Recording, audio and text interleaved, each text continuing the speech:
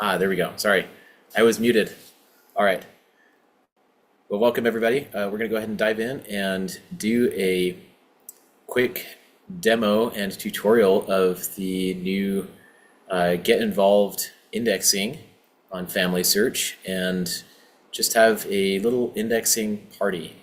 You're welcome to join in from wherever you are. And of course, you're welcome to grab some snacks. We've got some roasted almonds here. So dive in. You got some good stuff going. Honestly, I should have been doing this during the pandemic because, my goodness, that would have been a good use of time for all of us as we were stuck in our homes without a lot of social connection or opportunity to go do things. So this is a great Sabbath day activity. I'm going to go ahead and share my screen and just give a little background and explanation on the new way we're doing indexing. So let me jump in. Okay. All right, you should be seeing my screen here. Now this is the Get Involved site on Family Search. So you go to familysearch.org/getinvolved. You can leave out the EN here. You just go to that. You can also search on both Android and iOS devices. You can search your app store for Family Search Get Involved. It's a little blue tree icon that looks a lot like the Family Search family tree icon.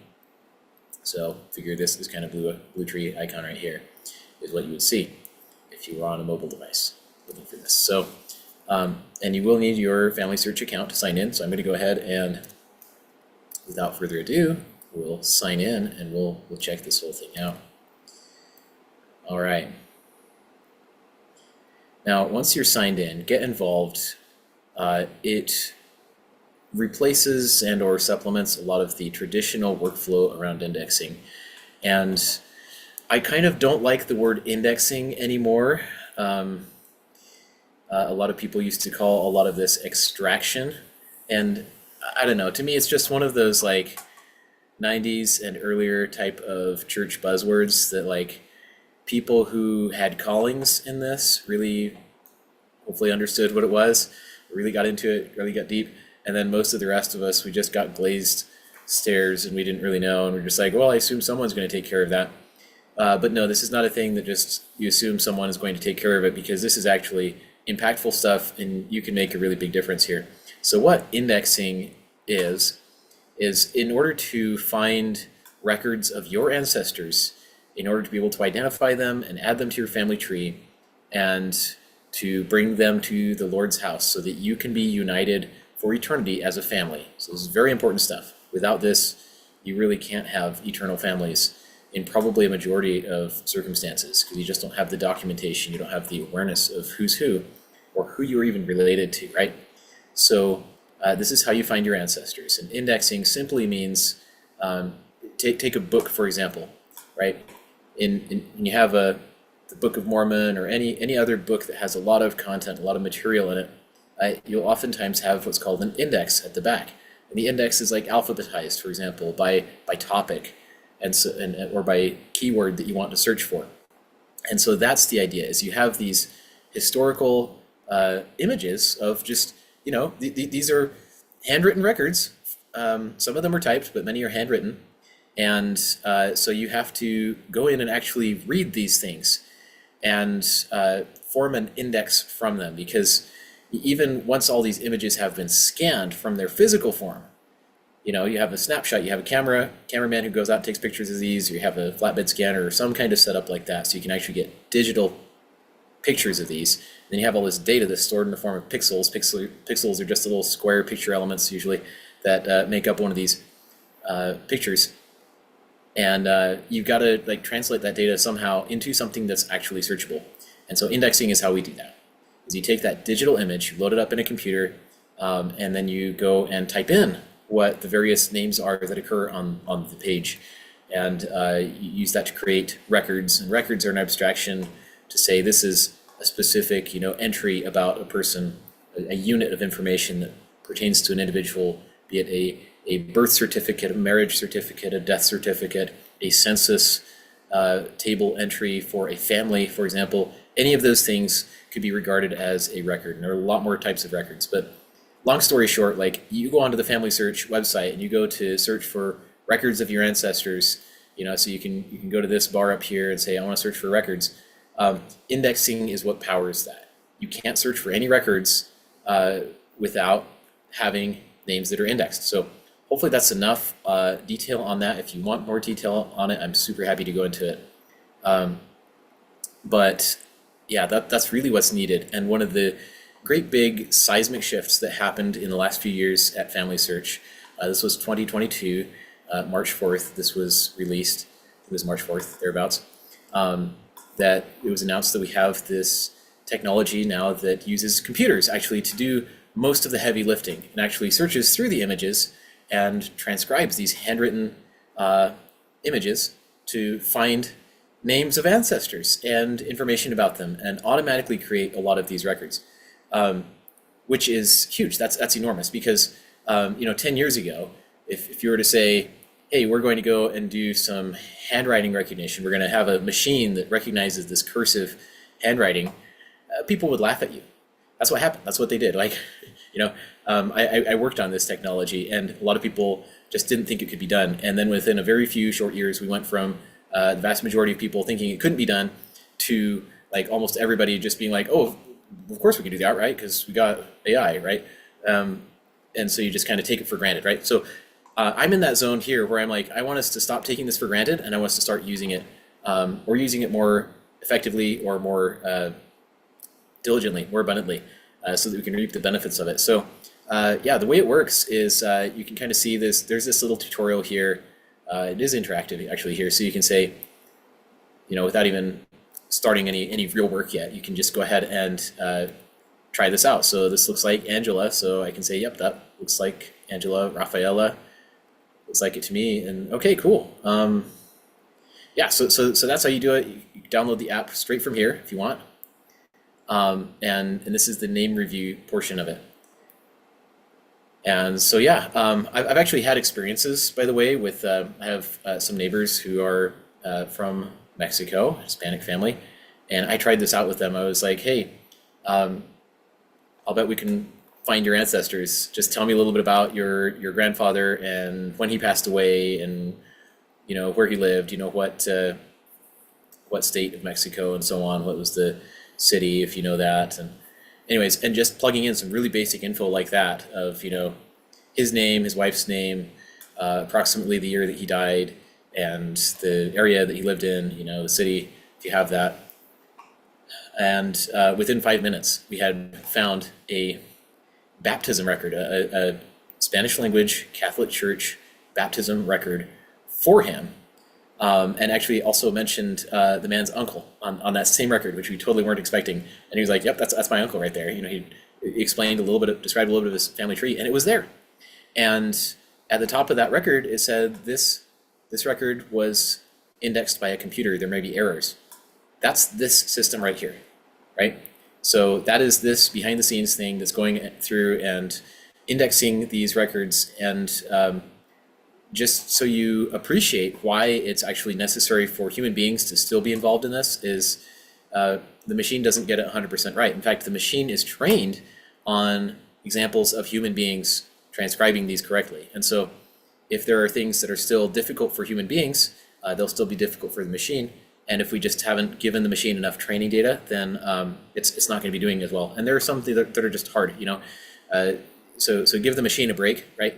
There are some of these examples where we're probably going to see some today where like you look at it and you're just like, I don't know what that says. There might be somebody else who's like, oh yeah, I recognize that, and I think I know what it is, or maybe they can say with some confidence what it is because they're more familiar maybe with that certain handwriting style or just have more experience in that.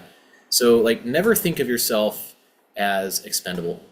Never think that you're just cog in the wheel or that you're irrelevant, like because you're totally not irrelevant, and you're far more than machinery, right? You can do more than machinery. And if you're not confident in your ability to transcribe handwriting, your confidence will increase as you simply dive in and start gaining some experience with this. I'm actually going to show you how, even if you have like zero experience reading handwritten records, if like this image you see in front of you right here is just all Greek to you or something like that, I'm actually going to show you how the fact that we now have machines that can do most of it and do it mostly correct can actually coach you and train your eyes very, very quickly so that you can actually learn to read the cursive handwriting as well. So yeah, without further ado, I think we should just go ahead and dive into this. And yeah, our eternal families are waiting for us to do this. The temple work is waiting on this, so we can't be united as families forever without doing this work. So let's go ahead and press this see your opportunities button.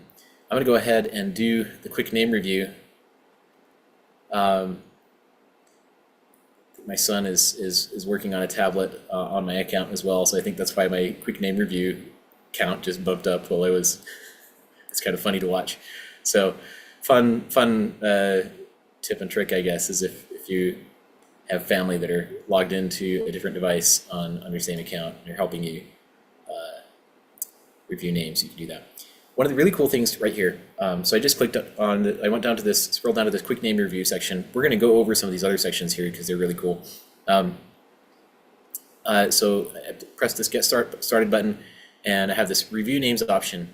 But before we dive into that, I just want you to know you can choose which country you want to be indexing for. And there are, I mean, it's predominantly English and Spanish speaking with some Philippines country stuff. So I think there will be some possibly Tagalog language in there, maybe others.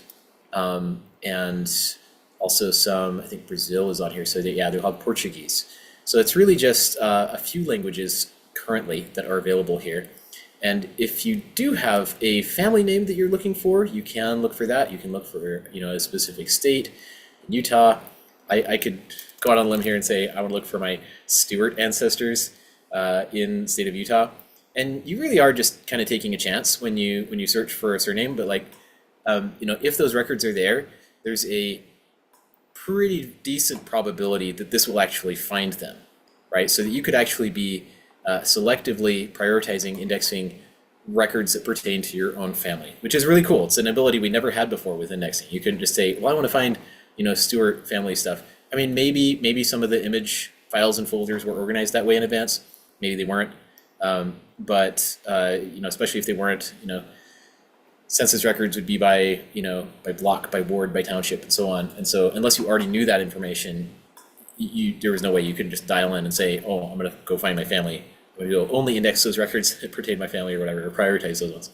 But we can try. My guess is they're already all taken. Yep, because there's been a lot of help that's gone on in some areas. So now this is actually a chance for me to just go ahead and say, I'm just going to go generic. I'm going to go ahead and go with the United States for now and say, get me any records there. So I think search and review names should actually give me the same result here if I just don't specify any search terms here. Anyway, just don't get overwhelmed. You can just go get started, review names, boom, and it'll just immediately start giving you some stuff. It's a Sunday, so maybe the servers are a little bit overloaded. Usually takes a few seconds for this to get started up. So it says your contributions. Oh, okay. Well, so this is kind of what I expected actually. It says these names have all been reviewed for now. Your contributions are adding up. So United States, yeah, I actually knew this going into this. The United States has had so many indexers, predominantly from the church in Utah and obviously anywhere else around the country, possibly around the world, who've been just jumping in and helping with that. So we might have to do some Spanish. Isn't that cool? So you got to do some Spanish language learning. You could go for Venezuela. I think we should find some people in Venezuela. All right, so we're going to learn some Spanish and we're going to learn to recognize handwriting. All right.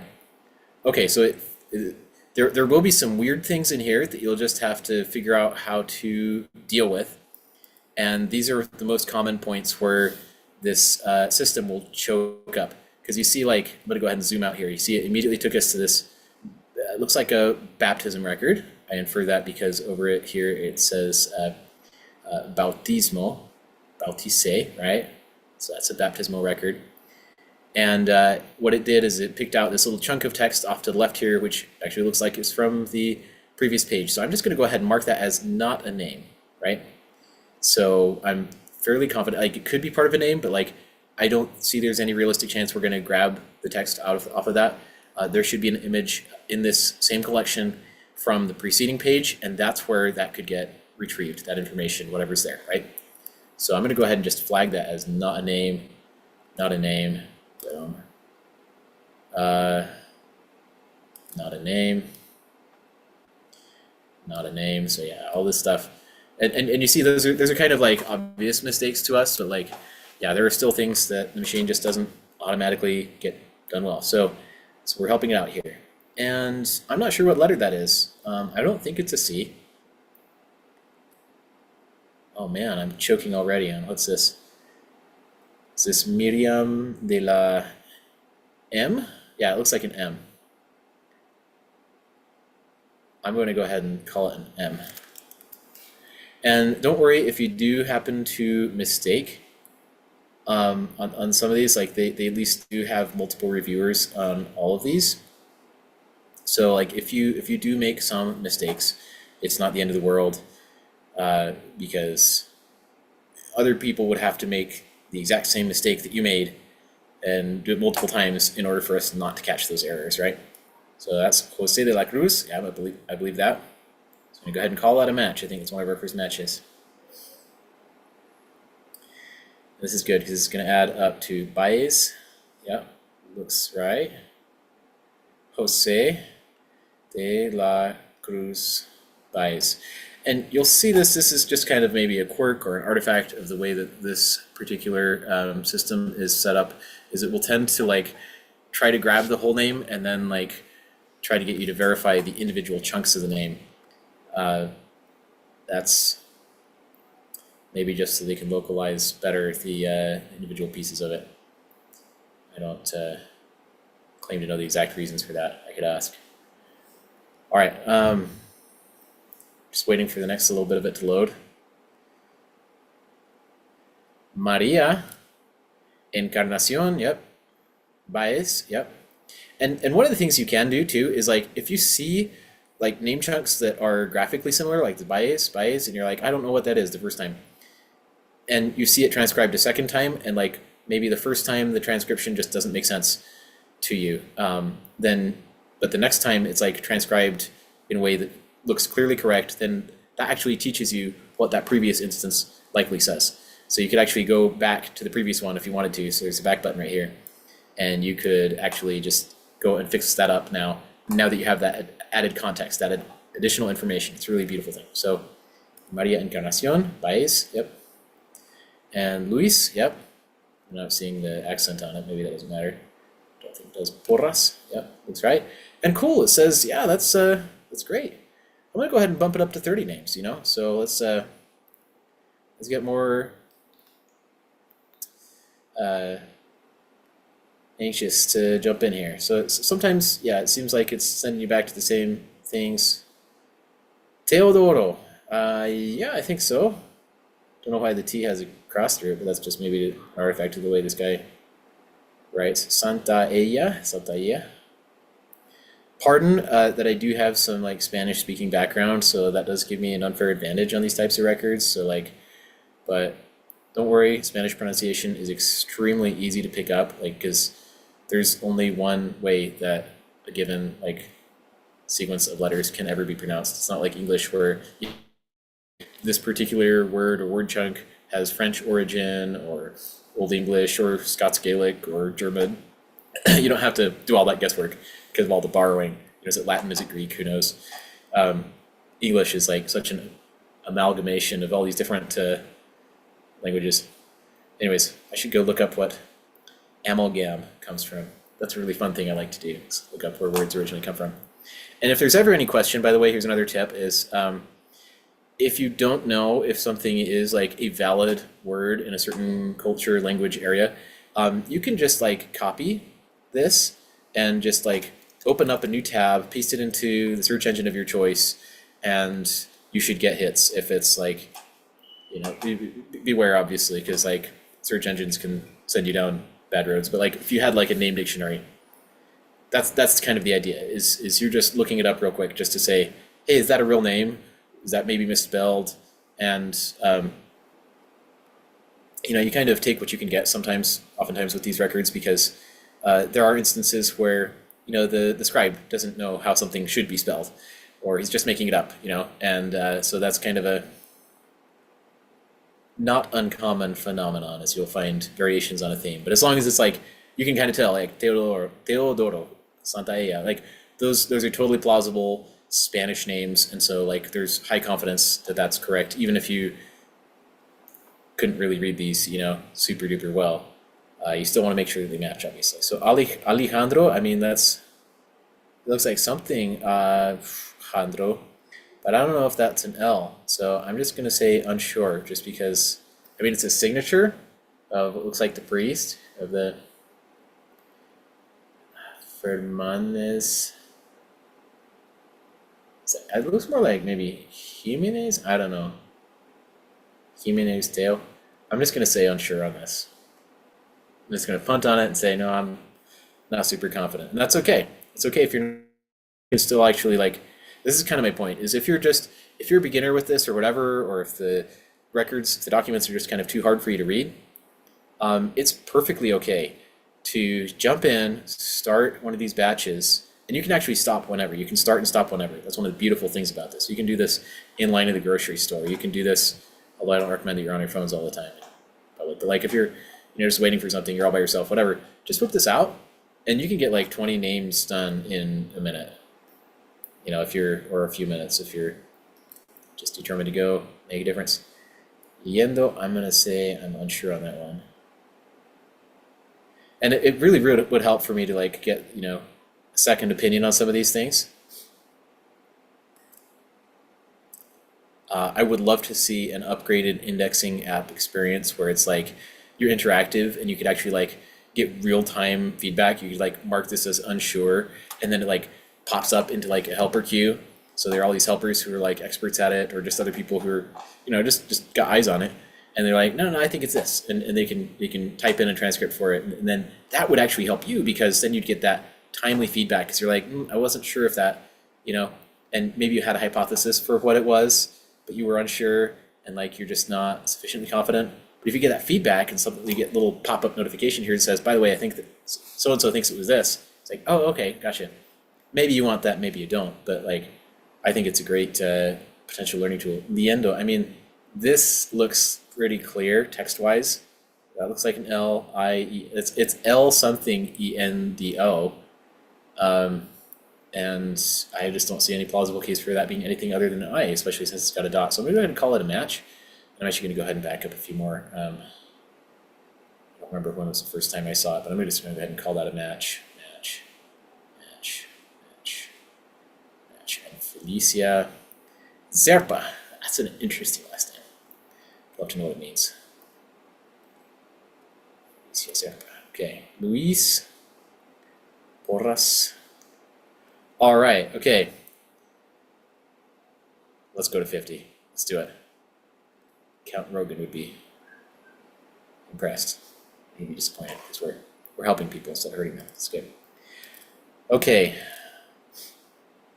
Lino Garcia Ana Lizardi. Okay. It's a fun name. Lino Garcia Ana Lizardi. So this is godparents. Whoops, that was that Alejandro. Oh yeah, it's still saying that's Alejandro. I'm just going to say it's not sure. Hernandez? I mean, it looks like the same priest as before, but like I think it just came up with a different name here. So like, and this is an area where I would just go ahead and just bank on the system to like maybe get it right on average, or at least once. And then like once you've seen it once and it just really clicks and you're like, okay, that's what it is. You can totally see it sometimes, and other times it's just kind of like, maybe, right? So I'm keeping the maybes as maybes. Apologies if I'm not too great at this.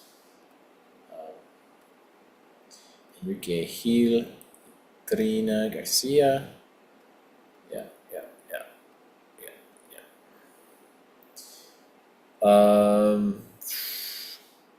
I don't know. This is an interesting case, right?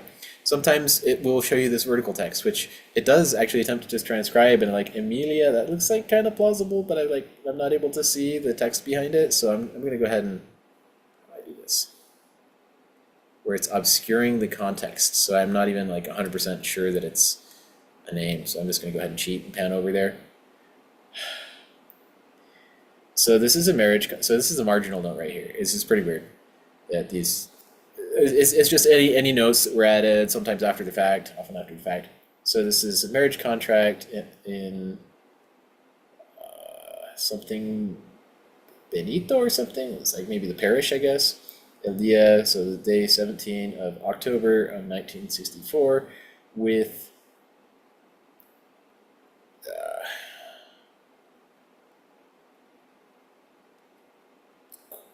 So this looks like it could be a person's name. Emilia. Dang.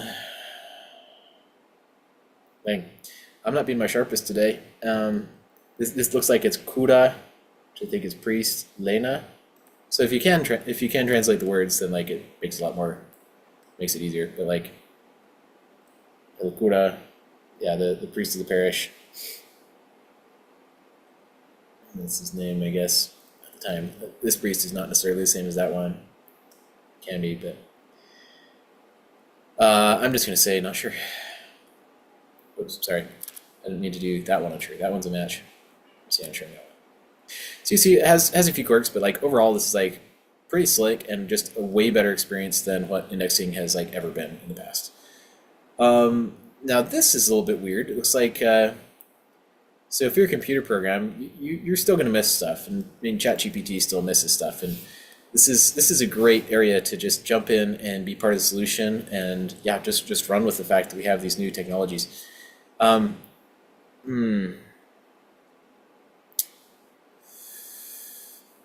what we frankly need right here is we need the ability to just say, hey, you missed a chunk of this. I don't know that there is. I don't think there is a way to signal that right now. I guess we could just go based on what these bounding boxes are saying. So we could say, yeah, sure. Because I mean, as long as you're getting the text right, because it's showing you where it's looking, right? Manuel, Bruna, A, so letter A, de Estrillo. It looks fair. So I'm going to go ahead and just mark that as correct, even though the sequence of the bounding boxes is clearly off. There are different layers, as you can see, of what it can get right and what it can miss or get wrong. So, but the more we help, the better off we can do. Yandro. I mean, that looks more plausible graphically, but I'm just not sure that this that's a real name. So I should go ahead and just pull up another tab here and look that one up. I just don't always have confidence in the search results. They're going to be friendly, but so I'm just going to go ahead and hit unsure for now. Fernandesco, yeah, I don't think that's what it is. Benito, that looks pretty. Oh yeah, and I think that was the parish location, so I'm going to say not a name on that. Pretty sure it's not that. Okay, Cruz Mercedes Munoz. Cruz Mercedes Munoz, yep. And just, if you ever get bored, just like think how cool it is that you could be finding your family members. And even if they're not your close kin, like, I don't know how closely related I am to a lot of like folks from Venezuela, Mexico, and so on. But like, I don't know, we could be 93rd cousins. Who knows? I don't know, 115th, right? So it really does help to, these are our brothers and sisters. And I think nowhere do you really feel that more strongly than when you are just anxiously engaged in the work of building this worldwide family tree so you can see how you are related to everyone. I've seen t-shirts that people going around and say, I wonder if we're related, you know, that kind of thing. And I'm like, no, it's never a question of if we're related. It's only how. Eloina. No, I don't think it's Eloina. I think it might be Elvina. I don't know. I think both of those would be real names, so I'm just going to say unsure. Salazar. And again, like, you know, all the keyboard warriors and commenters out there, you can definitely help me out if I'm getting something wrong. I mean, it says this one's Eloina, so, but I thought it could be Elvina. So I'm just, yeah, okay, it's the same one. Okay. And there's another hypothesis, Mujandro. No, I don't think that's correct, but Fernandez. It could be Fernandez. I think Fernandez is actually probably the best best hypothesis I've seen. Oops.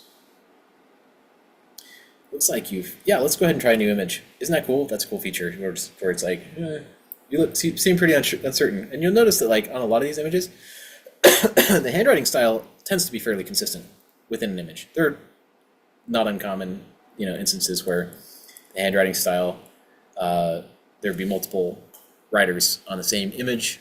So let's go ahead and Toribia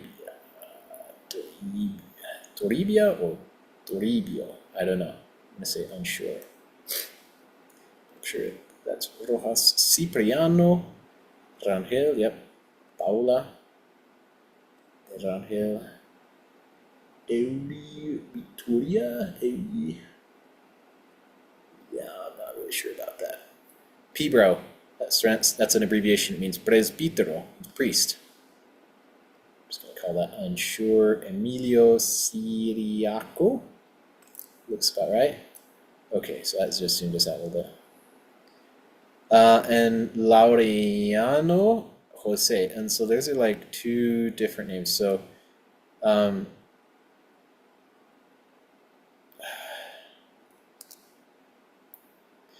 think on the app version, oh, hang on.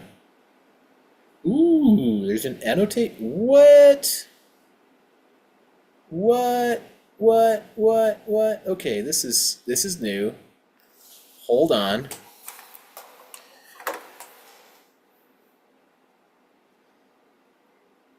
Celestial secrets unlocked here. All right. So it looks to me like there's this control panel. Do I dare to close it? It's still there. Okay, cool. So there's this like little pencil down here, this little green pencil at the bottom of the screen. It says annotate. And I'm pretty excited about this, but honestly pretty daunted because as far as I can tell, this is a new feature. So there's a mouse. Assume the mouse just lets you grab and pan, select.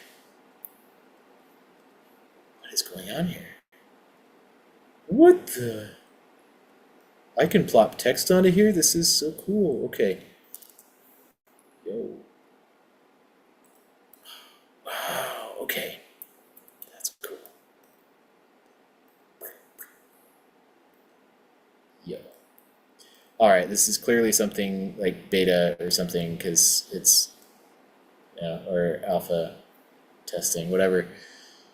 All right, I'm gonna undo. I'm gonna maybe take some time to try to figure out what this is and how it can be used. Spotlight. Spotlight Ocho. How do I spotlight something? Anyways, I don't know.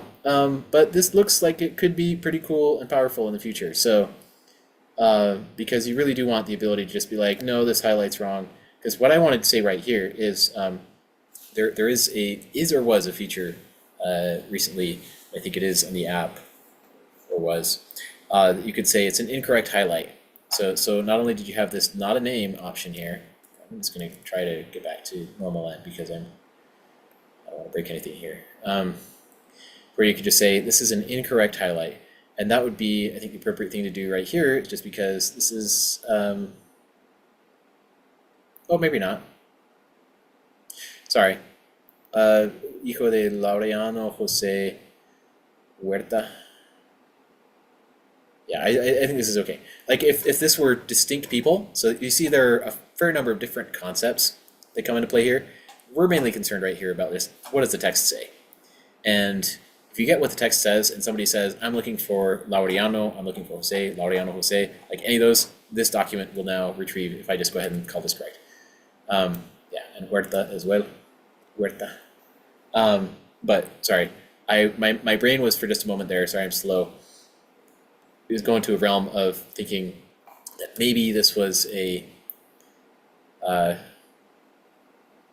like multiple people or something that were squished together that shouldn't have been squished together, and then you'd want to say the highlight's not correct. Okay, Maria del Carmen, Teodoro, Viera, Josefina, Viera, Domingo Reginaldo, Encarnación, Guzmán, Enriqueta Rosa, Bernal, Sabino Adrián, Verónica Méndez, Tuli, I don't know if that's actually right. Since I'm sure, Nitrina, Magdaleno looks very Pedro Celestino.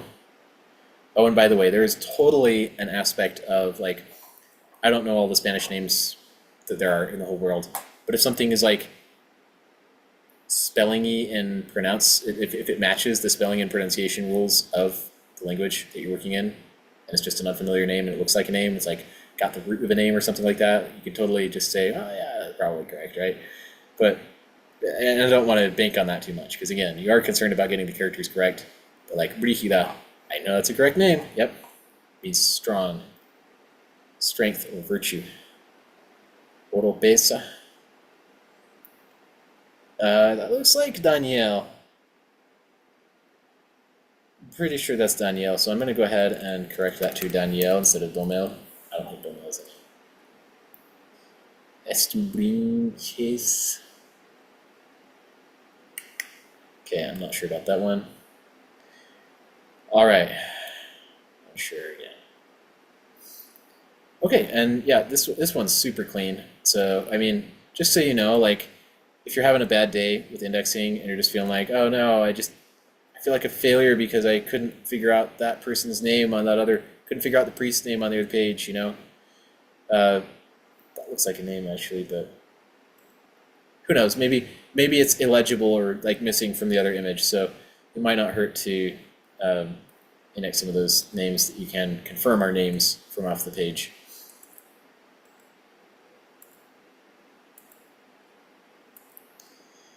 But yeah, so like there are rays of light that break through the clouds of despair anytime you're just having a hard time indexing things because the writing style is just hard to read, it's illegible, or just something you're not well trained on. It's okay. You live and you learn and you move on, and there's stuff that's easier to do, so don't worry about it. It'll be okay. It'll be okay. Just gotta jump in, do what you can. I don't know if that's an L. Mono Garcia, not sure. Gustavo, I mean that does look like Gustavo.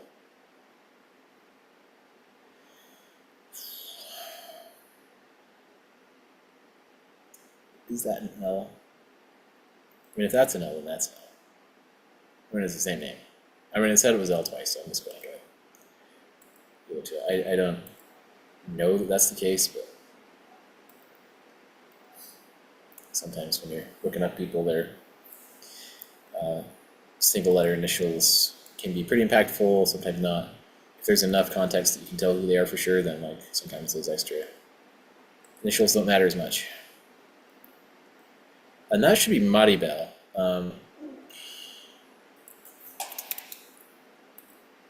Pretty sure. Because it's totally a good name.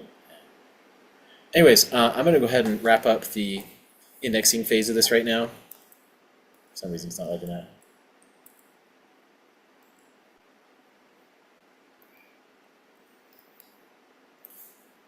Can I just say blank? Oh no, did I crash the program? Oh. It was just taking a second to catch up. Okay. All right. Cesar Augusto. All right, and here's what I'm going to do now. I'm going to go ahead and break out of the name review mode. And now I'm just going to show you a few more cool things. Look how many names we just helped with. So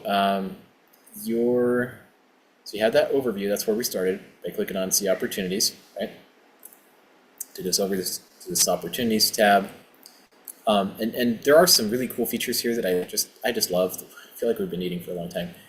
Recent contributions. You can see like, did the work that you did end up getting added to someone in the family tree? And yes, indeed, there are like more than a few people who ended up in the family tree because of this. You can see and maybe even monitor temple work on here. Where's the indexing stats thing? Okay, see your stats, your impact, contribution history. Okay, cool. It's gonna take just a moment to load.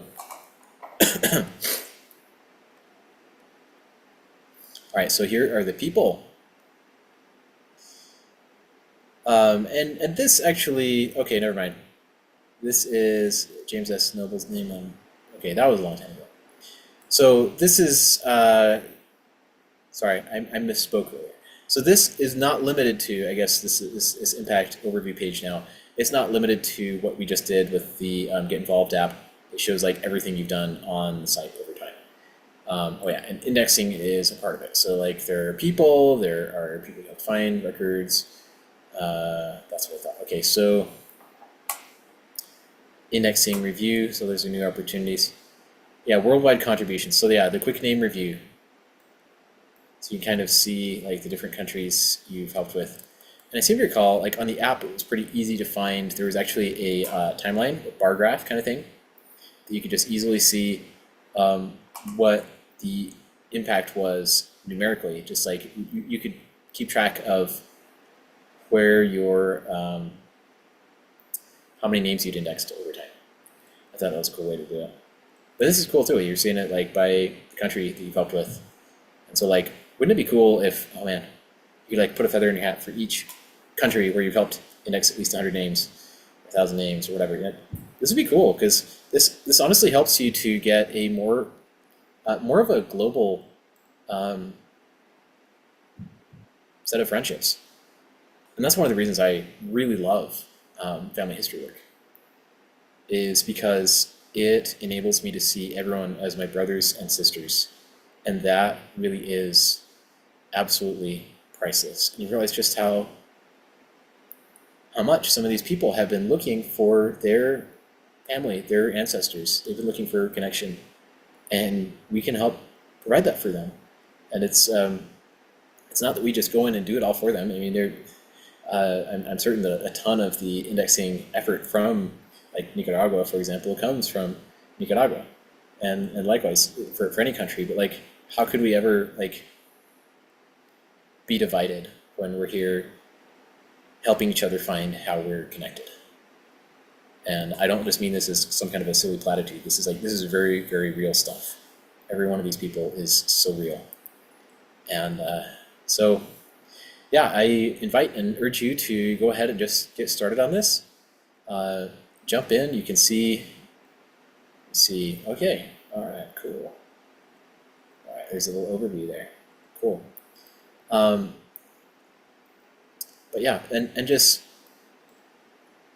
keep the heartbeat going. A lot of other opportunities to help.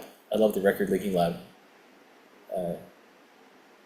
Had some connections there before, but maybe we could do another kind of a little work session on indexing, or just help out session on any of these others. If you're aware of opportunities that that you want to have covered here, please let me know. And very happy Sabbath. I know without any doubt that the work that we're doing to prepare names for the Lord's house matter tremendously now and in eternity. It really is the most important work on earth, and it's taking place on both sides of the veil. And if we diligently go and do this work to unite our families on both sides of the veil, we will be permitted to experience eternal family relationships. And that's the basis of it. And without this work, that work won't get done. And so, I can't number the times in Scripture, particularly the Doctrine and Covenants, where the Lord has urged us and admonished us to strive diligently to turn the hearts of the fathers to the children, and the hearts of the children to the fathers, saying that the whole earth would be smitten with a curse if we don't do so. And I very much believe that that's the mainspring behind the wars and calamities that are taking over the world. Is that it's a lack of that connection. It's a lack of the spirit of Elijah. It's a failure to recognize the brotherhood of man, failure to recognize that the people, one or two or three continents over, or whatever, however many countries removed, are actually, they are in fact your brothers and your sisters. And I know that this work is true, and we really can't afford to be hateful of other people. I know this sounds just like political platitudes, I'm sure, to some people. But quite frankly, if our politics have become our religion, then we failed to live up to the gospel of Jesus Christ, and we're not going to experience either the freedom or the security that we might seek. But both freedom and security. Look at the Book of Mormon, even just in those first chapters of it, and the 2 Nephi chapter 1, I think, where Lehi is speaking to his children, his sons. He gives them a promise. He says that the Lord will keep you safe. He will provide for your security if you will live his gospel, if you'll keep his commandments. Then you will prosper in the land, not just materially, but you'll be protected from your enemies as well. And I know that to be true. I know that's this work plays the key role in preventing the calamity, the curse we've been warned about, that could befall the nations in the last days and smite the entire earth. And we have this prophecy of Malachi recorded in various places, the very last few words in the Old Testament, very stark warning to us in the last days, saying the whole earth would be smitten with a curse and be utterly wasted, and that there would be none to meet the Lord at his coming if we did not do this work. That's why I deeply, deeply care about this, and I invite everyone to get involved in it and make it popular. If you don't think this is cool, shame on you. Shame on you, because you are standing in the way of the Lord blessing his children and even blessing you. So, and let's get rid of that shame. Let's get rid of that stigma. And the way to do that isn't by ignoring the work that the Lord expects and requires of us. It's by diving in and doing it. And so we've got some, frankly, we've got some condemnation that we need to remove from our own heads. And, it's my prayer that the Lord will be merciful, and I know that he will be as we repent. And so let's go on and get this work done. There's nothing silly about it. It's everyone knows, and you feel as you start to get involved in it that these are your people. This is how the real turning of hearts happens. And there's no miracle that is greater than the turning of human hearts, because if people soften their hearts towards one another and towards God, there will be no more wars. Think about it. This is how the condition of the millennium is going to be brought to pass. It's not a fictional work. It's not just a feel-good thing. It does make you feel great. You can't deny that. We have to shout that from the housetops because it's totally true. But this work is real. This is actually implicated in the salvation, the exaltation, and the resurrection of both you and your ancestors and your posterity too. Like, you can't be an eternal family without this. I just can't emphasize that enough. And I am grateful for the restoration of the gospel of Jesus Christ, for the prophet Joseph Smith and Lord's choice to restore all these keys of the priesthood of the eternal God through a modern prophet and seer, Joseph Smith, which have been handed down in an unbroken chain of succession to and through Russell M. Nelson, who holds the keys of this work today. None of us can re-enter the presence of God or be united with our families eternally, or even experience peace on earth, peace of conscience, knowing that we've been forgiven by the Lord, without access to those keys, without the ongoing assurance that comes from making and keeping covenants through ordinances in the house of the Lord. This is our source of peace. This is our shelter. This is our refuge from the storm. And I want everyone to participate in it. Go ahead and be vulnerable.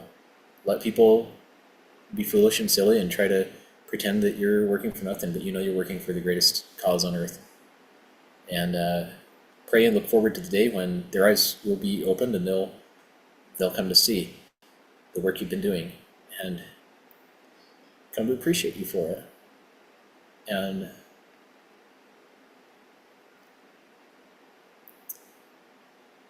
you'll have absolutely nothing to regret by doing that. Don't be distracted. Don't fall into the ways of Babylon. This is the thing we should be doing. And I'm not saying we can't improve this, so if you've got ideas for how to improve the methods that we use to redeem the dead, find their names, bring them to the temple, I'm all ears. Please go ahead and share. And I love you, and I know the Lord loves each of us. This is his work. Share that in the name of Jesus Christ. Amen.